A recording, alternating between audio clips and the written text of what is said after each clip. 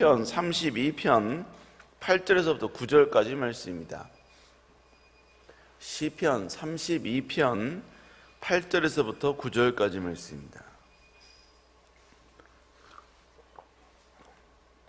시편 32편 8절에서부터 9절까지 말씀, 다 자신 줄 알고 다 같이 한 목소리로 말씀 받겠습니다. 시작. 내가 내 갈 길을 가르쳐 보이고 주목하여 훈계하리로다. 너희는 무지한 말이나 노새같이 되지 말지어다. 그것들은 제갈과 굴레로 아니하리로다. 아멘. 오늘 시편 32편 8절에서 9절의 말씀을 가지고 하나님을 의식하는 인생, 이런 제목으로 함께 말씀을 나누도록 하겠습니다. 시편 32편은 죄 사함에 대해서 죄송합니다. 갑자기 목이 간지러워서 죄 사함에 대해서 기록한 이후에 오늘 본문에 와서는 하나님의 교훈적인 가르침에 대해서 짧은 구절이만 우리에게 말씀해주고 있습니다.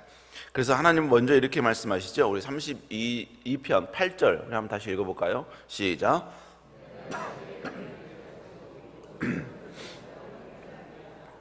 자, 본문에 보니까 주님께서 내 갈 길을 가르쳐 보이고 이렇게 이야기하고 있죠. 여기서 가르쳐 보인다라는 이 구절은 헬라 원문에, 히브리 원문에 보면 바로 내가 지시하다, 그리고 내가 가르치다라는 이 단어가 합성된 것입니다. 그래서 오늘 이 본문의 말씀은 가르쳐 보인다는 얘기는 하나님께서 우리에게 하나님의 지혜를 가르쳐서 주겠다라는 의미가 담겨져 있는 것이죠. 그런데 하나님께서 우리에게 지혜를 가르쳐 주신다, 가르쳐서 우리에게 말씀하여 주신다. 여러분, 이러한 방법이 무엇이 있을까요? 여러분, 이것은 바로 하나님의 말씀 위에는 이게 가능한 것이 없다는 것이죠.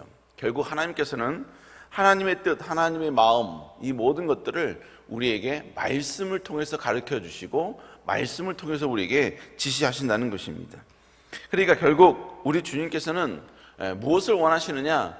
우리가 하나님의 말씀을 아는 것, 하나님의 말씀을 더욱더 우리가 깊이 묵상하는 것, 바로 이것을 원하신다는 것입니다.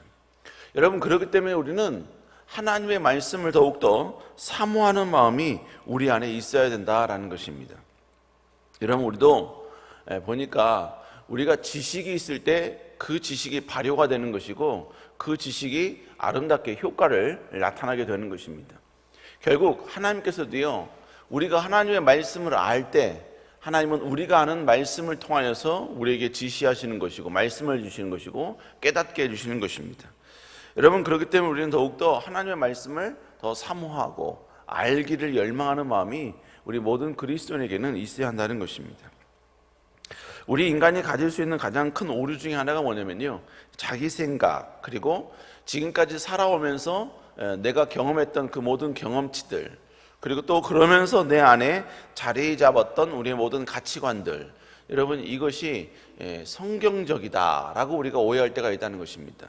그러니까 내가 옳다고 생각하는 것, 내가 보기에 이거는 이게 의라고 생각하는 것, 이것은 하나님께서도 그렇게 인정해 주신다, 성경에서도 그렇게 말씀하고 있다, 우리는 이렇게 오해한다는 것입니다. 여러분, 물론 일부는 맞을 수 있지만 또 일부는 틀릴 수가 있다는 것이죠. 여러분, 그렇기 때문에 우리는 지금 내가 하는 행동, 내가 하는 판단, 내가 하는 말이 성경에서 분명한 어떤 근거를 두고 성경에서 내가 보았던 그 말씀을 근거로 하는 것이다 라는 것이 아니면, 여러분, 우리는 대부분이 자기 생각이라는 것입니다. 여러분, 신앙생활이란 결국 뭘 말하냐? 자기 생각, 지금까지 굳어지고 만들어졌던 자기 생각을 버리고 그 빈자리에 하나님의 말씀으로 채우는 것, 여러분, 이것이 바로 신앙생활인 것입니다.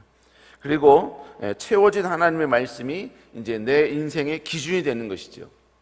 그래서 내 스타일과 내 성격과 내 생각으로는 맞다, 이것이 옳다라고 생각했지만, 그러나 하나님이 그것을 노라고 이야기하면 그 순간 내 생각을 잠시 내려놓고 하나님의 말씀대로 순종하고 말씀대로 따라가려는 이 모든 노력들, 여러분, 이것이 바로 진정한 신앙생활의 모습이다라는 것입니다. 여러분, 우리는 과거에 우리는 우리의 기준대로 살아왔죠.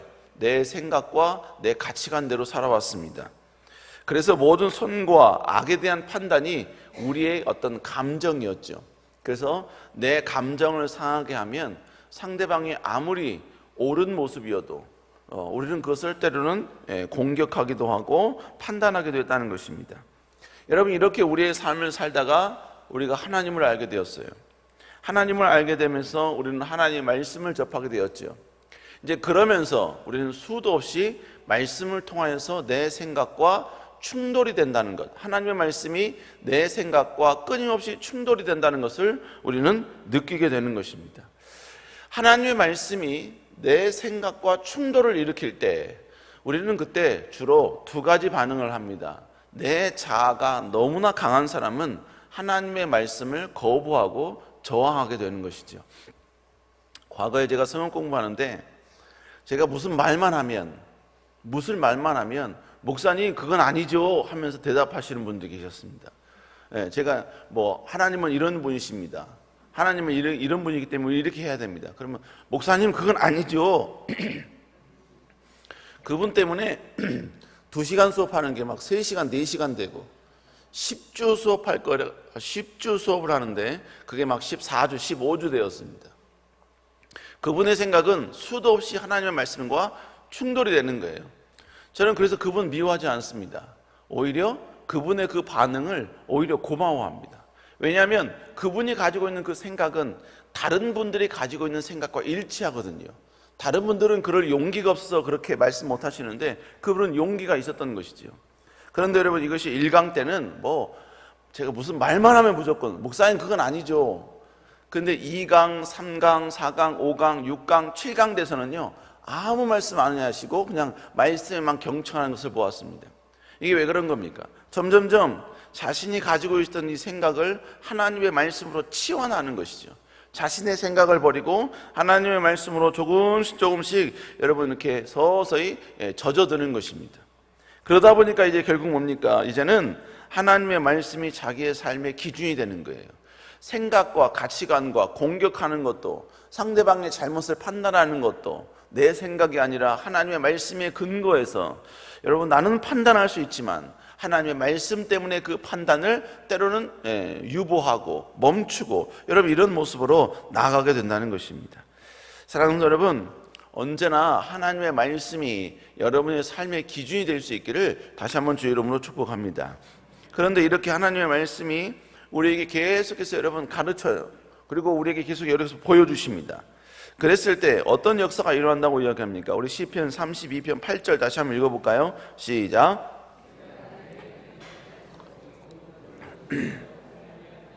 여러분, 하나님께서 하나님 말씀을 통해서 우리에게 계속해서 가르쳐 주셨어요. 그리고 하나님의 뜻을 우리에게 계속 보여주십니다. 그러면 하나님께서 어떻게 하시느냐? 여러분, 바로 우리를 주목하여 주신다라고 말씀하고 있습니다. 하나님을 주목하신다는 거예요. 여기서 주목하신다라는 것은 두 가지 의미가 있습니다. 첫 번째로 하나님이 우리를 주목하신다는 것은 우리를 감찰하신다라는 의미가 담겨져 있는 것입니다. 여러분, 주목한다는 얘기는 우리를 본다는 이야기잖아요. 끊임없이 본다는 이야기입니다. 끊임없이 본다라는 것은 뭘 말하냐면 바로 우리의 죄를 바로 감찰하신다, 우리의 죄까지도 모두 다 보고 계신다라는 의미가 담겨져 있는 것입니다. 여러분, CCTV는 모든 것을 전부 다 지켜보는 시스템이지요. 그런데 CCTV에 찍히는 사람은 때로는 자기가 CCTV에 찍히고 있다는 사실을 모릅니다. 제가 과거에 한번 말씀드린 거 있는데, 어떤 유튜브에 보니까 관광지인데 어떤 소매치기가 어떤 여성 관광객 그 가방에서 지갑을 이렇게 훔친 겁니다. 근데 이 소매치기가 어디서 훔쳤냐면요, CCTV 바로 아래에서 훔친 거예요. 그러니까 CCTV 관점으로 그 모든 걸 다 보는 겁니다. 그리고 나서 훔치고 난 다음에 이 소매치기가 기분이 좋아서 웃으면서 돌다가 뭘 보았냐면 CCTV를 본 겁니다. 그러자 이 CCTV가 갑자기 소매치기가 CCTV를 향해 비는 거예요. 그러면서 막 이걸 가리키더니 결국은 그 여인 가방에 싹 넣어놓는 겁니다. 그러면서 CCTV를 향해서 나 이렇게 했다고 막 이러면서 이제 가는 장면을 보았어요. 여러분, 이 행동에는 엄청난 두 가지 의미가 있습니다. CCTV가 찍히고 있는 그 순간 이 소매치기는 자기가 CCTV에 찍히고 있다는 사실을 모르니까 CCTV가 없는 것과 같은 행동을 하게 되는 것입니다. 그리고 결국 CCTV가 있다는 것을 확인하는 순간 그는 자신의 죄를 고백하고 있는 것이죠. 여러분, 이건 우리도 마찬가지입니다. 하나님은 언제나 우리를 보고 계십니다. 우리를 언제나 주목하여 보고 계십니다. 하나님이 우리를 주목하여 보고 계신다는 것을 우리가 알지 못하면 우리는 하나님이 나를 보고 계신다는 것을 망각하면서 살아가지요. 하나님이 나를 보고 계신다는 것을 망각하니까 자연스럽게 일어나는 행동은 바로 죄를 자연스럽게 선택한다는 것입니다. 자연스럽게 세상과 접하게 된다는 것입니다. 자연스럽게 세상이 원하는 것, 그리고 내 육신이 원하는 것을 마음껏 행동하게 된다라는 것입니다. 그러나 여러분, 우리가 망각하고 있다고 해서 하나님 우리를 보고 계시지 않는 것이 결코 아니라는 것이지요. 그러므로 그리스도 안에서 성숙, 이건 뭘 말하는 겁니까? 내 눈에 보이지 않지만 하나님의 말씀에 근거하여서 내가 하나님의 행하심을 신뢰하는 것입니다. 하나님이 나를 보고 계신다는 것을 알지 못하지만, 내 눈으로 목격할 수 없지만 하나님의 말씀에 근거하여서 하나님은 보고 계신다는 것을 내가 인지하는 것입니다. 믿는 것입니다. 깨닫는 것입니다. 바로 이것이 성숙한 그리스도인의 모습인 것입니다. 이걸 내가 인지할 때 우리는 바로 우리의 자아를 컨트롤할 수 있는 것이고 제어할 수 있다는 것입니다. 사랑하는 여러분, 우리 하나님은 언제나 우리를 보고 계신다는 것, 감찰하고 계신다는 것을 기억할 수 있는 여러분 되시기를 주의 이름으로 축복합니다. 또 여러분, 감찰하신다는 의미가 뭘까요? 우리의 죄만 하나님은 항상 보고 계신다는 의미일까요? 아니요, 물론 그것도 있습니다만 또 다른 의미는 뭐냐면 바로 우리의 헌신과 충성조차도 다 알고 계시고 보고 계신다라는 것입니다. 여러분, 지금 우리는 이 자리에 다 앉아 계시지요? 네, 이 자리에 다 앉아 계십니다. 그래서 때로는 누가 나왔고 누가 나오지 않았고 우리는 이거를 인지할 수는 있습니다. 그러나 지금 나와 아무리 친한 사람이라 할지라도, 내가 오랫동안 여러분 서로 인지하고 있고 또 관계를 갖고 있는 사람이라 할지라도 그 사람이 어떻게 하나님께 충성하고 있고 어떻게 그가 하나님을 사랑하고 있고 그가 어떻게 하나님께 헌신하고 있는지는 아무도 모릅니다. 아무도 몰라요. 왜요? 그의 인생을 내가 지켜보는 것이 아니기 때문에 그런 것이죠. 우리는 잠깐 새벽 기도에 보았든지 아니면 잠깐 여러분 주일날 보았던 것 이외에는 전혀 그 사람을 알 수가 없습니다. 그렇기 때문에 그가 하나님께 어떻게 충성했고 어떻게 내려놓음을 했고 어떻게 하나님의 기쁨이 되는지 우리는 모르는 것입니다. 그러나 문제는 뭐예요? 하나님은 알고 계신다는 것입니다. 지금 저희 청년부에서 홀리 사운드 프로젝트를 진행하고 있습니다. 그 내용은 결국 뭐냐면, 여러분, 우리 교회에서 예배가 가장 많이 드려지는 것이 프라미스 홀이 아니더라고요. 이 비전 홀이더라고요. 왜냐하면 비전 홀에는 매일 예배, 새벽 예배를 드리지요. 예, 뿐만 아니라 여러분 주일 되면 여기서 중등부 예배 드리고 또 영어 예배 드리고 또 여러분 8시 기도회가 다 여기서 하잖아요. 그러니까 모든 예배가 가장 많이 드려지는 장소가 비전홀이었습니다. 근데 여러분, 비전홀이 음향이 별로 좋지가 않습니다. 여러분들이 들었을 때는 크게 큰 의미는 없겠지만, 그러나 여러분 시스템적으로 여러 많은 부분에서 애로사항이 있고 문제점이 있어요. 그래서 이 모든 것을 디지털로 바꾸자, 그리고 그 디지털로 바꾸는 데 들어가는 모든 음향 업그레이드 비용을 우리가 다 헌금을 하자. 그래서 청년부가 지금 이제 이 비전을 리모델링을 위해서 이제 이 음향 리모델링이에요. 이런 리모델링이 아니고 나중에 엄청나게 큰 금액 들어가는데 이게 뭐냐 혹시 오해하실까봐 총 금액이 약 1억 5천이 듭니다. 1억 5천이 들었고 선포한 지 한 달이 지났는데 청년들이 약 1억 정도를 지금 모금을 했습니다. 그래서 1억 5천이 되면 교회에다 헌금을 해서 교회를 통해서 이 리모델링을 이제 진행하려고 합니다. 제가 왜 이 말씀을 드리냐면요, 그 1억 원이라는 그 헌금, 여러분 단지 그냥 1억 원이 헌금이 됐구나 이렇게 생각하는데 그 1억 원을 헌금한 청년들의 그 스토리가 가지가지입니다. 가지가지예요. 어떤 청년은 그러니까 이 프라미스 프로젝트 헌금을 제가 처음에 이제 기도하면서 하나님께 감동을 받을 때 제가 하나님께 선언했던 것은, 하나님, 마음에 감동이 있는 사람들이 하나님 반응하게 해주십시오. 그래서 모든 청년들이 제 방에 와서 기도를 받을 때 하는 말이 뭐냐면, 하나님, 감동이 있어서 왔습니다 라고 이제 대부분 다 이야기를 합니다. 어떤 예배 부부는요, 감동이 있는데 드릴 돈이 없어요. 드릴 돈이. 그래서 그 둘이 서로 이야기하기를, 바로 축의금이 들어오면 그 축의금의 대부분을 드리자, 작정한 예물을 드리자. 여러분, 그래서 그들은 결혼보다도 축의금에 기대를 했던, 그래서 실제로 여러분 결혼하자마자 바로 다음 날 여러분 하나님께 그들의 마음 가운데 감동이온 그 예물을 하나님께 드린 청년이 있습니다. 어떤 청년은 결혼 준비로 한 2년간 적금을 부었는데, 여러분 그 모든 적금을 깨자마자 적금 만기가 되자마자 그걸 바로 찾아서 하나님께 헌금한 청년이 있습니다. 갑자기 문자가 왔어요. 목사님, 이 금액을 하나님께 드리겠습니다. 근데 여러분 대부분 다 10,000원 단위로 떨어지든지 10만 원 단위로 떨어지지 않습니까?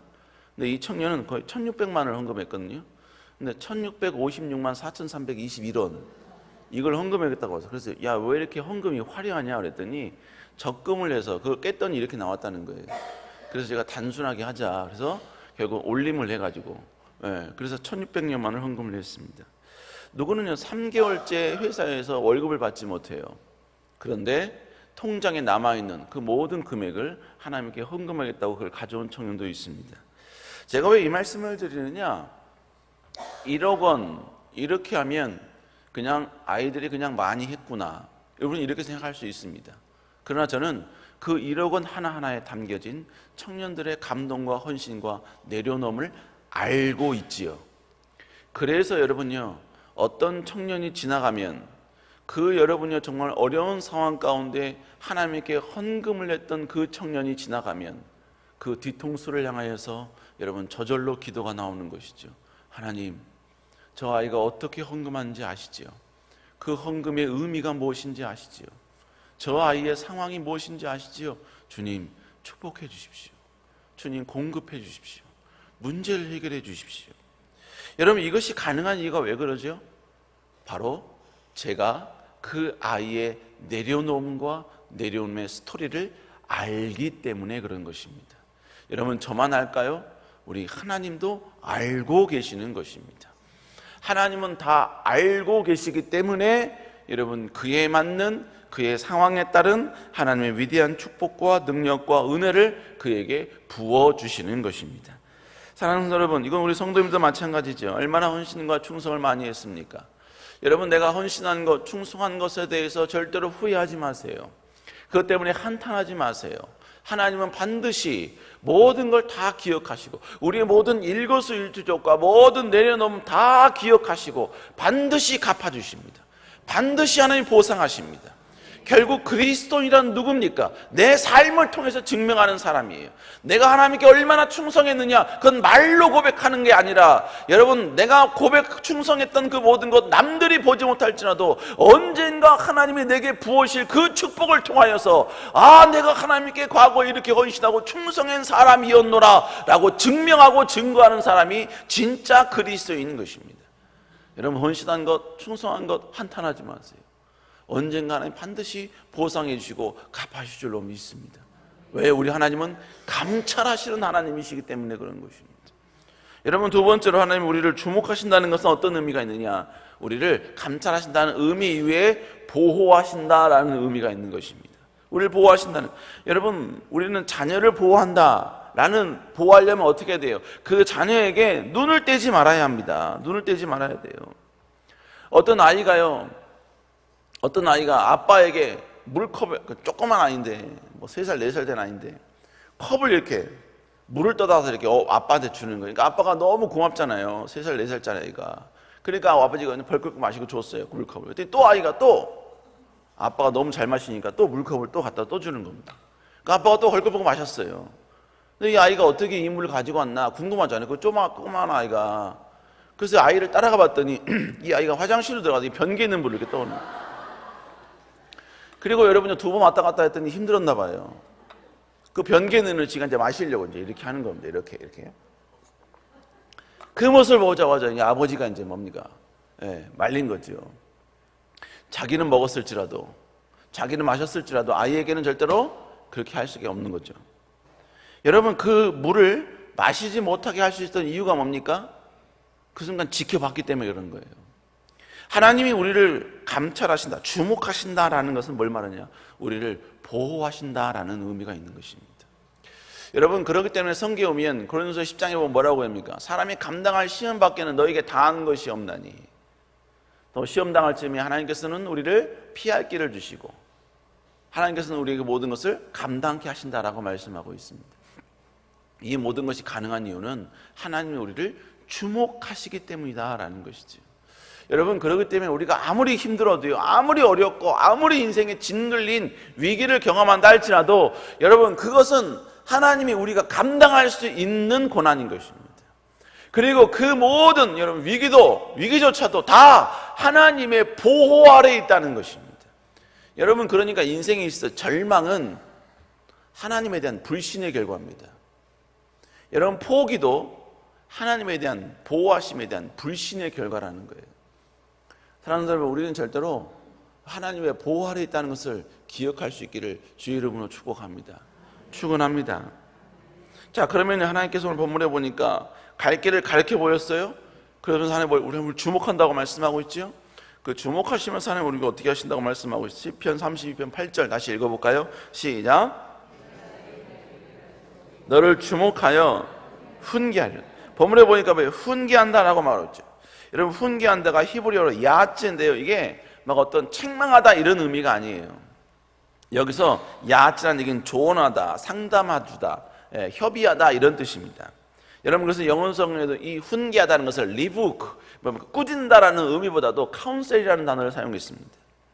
결국 하나님은요, 우리를 주목해서 우리에게 어떻게 하시는 분이시냐? 우리를 상담해 주시고 우리를 위로해 주시고 우리를 격려해 주시는 분, 그분이 바로 우리 하나님이라는 것입니다.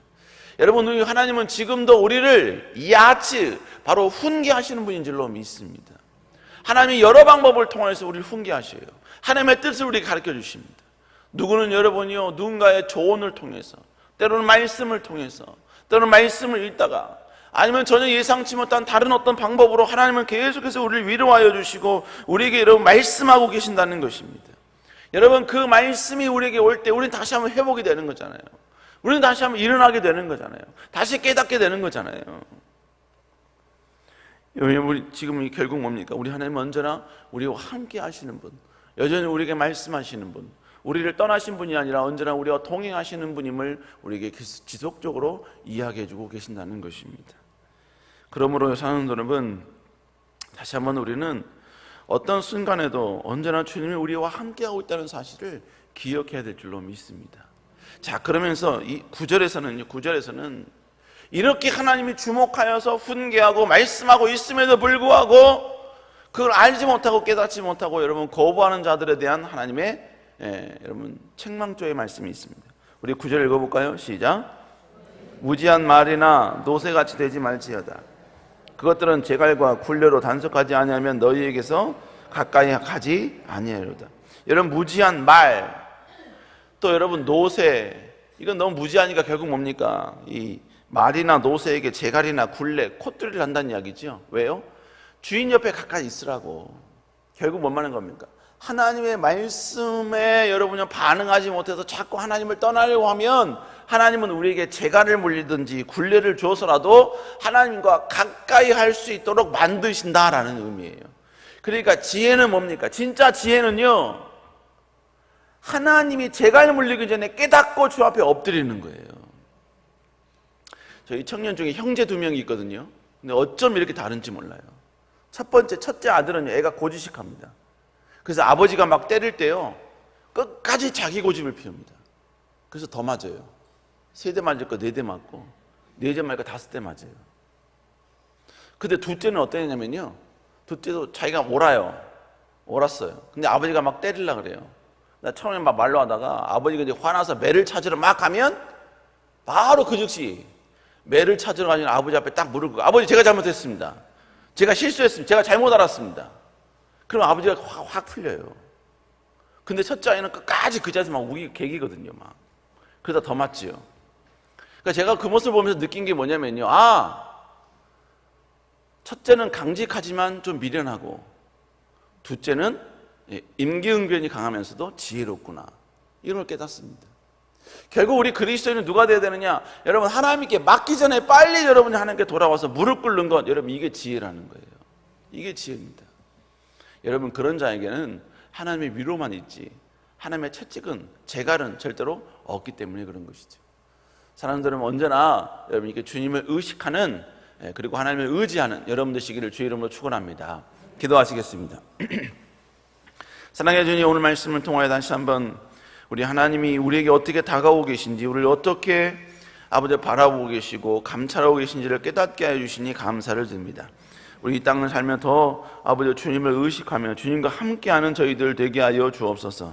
특별히 귀한 담임 목사님 붙잡아 주시고 건강 붙잡아 주시고 강건케 하여 주시고 지치지 않도록 주께서 아버지 함께하여 주옵소서. 아버지, 이 새벽에 나올 때 아버지 귀한 예물 주께 드립니다. 주님, 드린 예물 축복하여 주시고 자녀를 위하여 기도하고 문제를 위하여, 사업장을 위하여, 직장을 위하여 기도하는 모든 손길들, 가정의 문제를 위하여 손길들 주님 기억하여 주시고 응답하여 주시고 역사하여 주옵소서. 특별히 아버지 수능생을 준비하는 귀한 자녀들 축복하여 주시고 마지막까지 아버지 최선을 다하게 하여 주시며 시험 당일에도 하나님의 지혜 주시고 절대로 실수하지 않도록 여호와께서 역사하여 주시옵소서. 여호와께서 우리 가운데 함께 하실 줄 믿사옵고 살아계신 예수님 이름으로 간절히 기도드렸사옵나이다. 아멘. 하늘에 계신 우리 아버지의 이름이 거룩히 여김을 받으시오며 나라의 마옵시오며 세상에서 이루어진 것 같이 땅에서도 이루어지리다. 오늘날 우리에게 일용할 양식을 주옵시고 우리가 우리에게 죄인 자를 사하여 준 것 같이 우리의 죄를 사하여 주옵시고 우리를 시험에 들지 말게 하옵시며 다만 악에서 구하옵소서. 대개 나라와 권세와 영광이 아버지께 영원히 싸움나이다. 아멘. 우리 시간 함께 간절히 기도하기를 소망합니다. 주님, 특별히 귀한 담임 목사님 붙잡아 주시고 강건케 하여 주시고 지치지 않도록 여호와여 함께하여 주시옵소서. 아버지, 귀한 목사님의 모든 선한 계획 위에 주님이 축복하여 주시고 놀라운 주의 은혜와 은총이 함께하여 주옵소서. 특별히 아버지, 우리 다시 한번 모든 문제 주님이 해결하여 주시고 더 주님과 동행하는 우리의 삶 되게 하여 주시옵소서. 우리 시간 주의 치고 간절히 기도합니다. 주여, 주여.